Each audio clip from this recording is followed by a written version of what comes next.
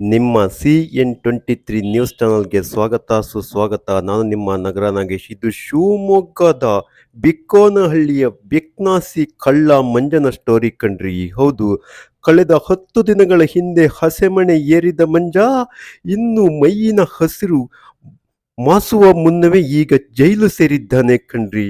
ಹೌದು, ಕಳೆದ 10 ದಿನಗಳ ಹಿಂದೆ ಯುವತಿಯೊಬ್ಬಳನ್ನು ಮದುವೆಯಾದಂಥ ಈ ಬಿಕ್ಕೋನಹಳ್ಳಿಯ ಬಿಕ್ನಾಸಿ ಮಂಜ ಇಂದು ಜೈಲು ಸೇರಿದ್ದಾನೆ ಕಣ್ರಿ.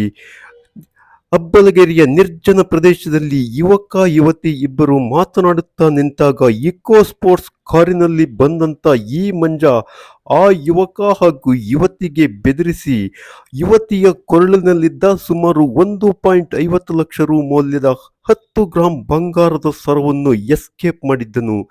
ಈ ಮಂಜ ಇದೇನು ಹೊಸದಲ್ಲ. ಈ ಹಿಂದೆಯೂ ಯುವ ಪ್ರೇಮಿಗಳು ಜೋಡಿಗಳನ್ನು ಬೆದರಿಸಿ ದರೋಡೆ ಮಾಡುತ್ತಿದ್ದನು ಎಂಬುದು ಇಲ್ಲಿ ಈಗ ಬೆಳಕಿಗೆ ಬಂದಿದೆ. ಆದರೆ ಈ ಮಂಜನ ವಿರುದ್ಧ ಇದುವರೆಗೂ ಯಾರೂ ದೂರು ನೀಡಿರಲಿಲ್ಲ. ಆದರೆ ನಿನ್ನೆ ಆ ಯುವಕ ಯುವತಿ ಕರಾರುವಕ್ಕಾಗಿ ಕಾರಿನ ನಂಬರನ್ನು ನೋಡಿ ಶಿವಮೊಗ್ಗ ಗ್ರಾಮಾಂತರ ಪೊಲೀಸ್ ಠಾಣೆಗೆ ದೂರು ನೀಡುತ್ತಾರೆ.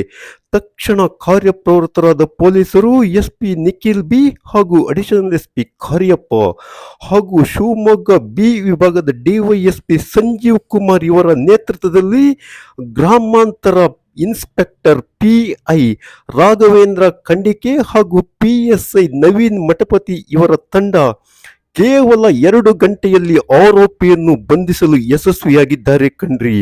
ಹೌದು, ಈ ಮಂಜ ಕಳೆದ 10 ದಿನಗಳ ಹಿಂದೆ ಹಸೆಮಣೆ ಏರಿದ್ದ. ಆದರೆ ಇಂದು ಈಗ ಜೈಲಿಗೆ ಹೊರಟಂತ ಮಂಜನ ಕತೆ ನೋಡ್ರಿ.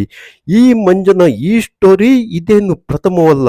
ಈ ಹಿಂದೆ ಅದೆಷ್ಟೋ ಜೋಡಿಗಳನ್ನು ಇದೇ ರೀತಿ ಬೆದರಿಸಿ ಸುಲಿಗೆ ಮಾಡಿದ್ದಂತೆ. ಈ ಶೋಕಿವಾಲ ಮಂಜ ಶೋಕಿ ಜೀವನಕ್ಕಾಗಿ ಎಂತೆಂಥ ದರೋಡೆ ಪ್ರಕರಣವನ್ನು ಮಾಡಿದ್ದಾನೆ.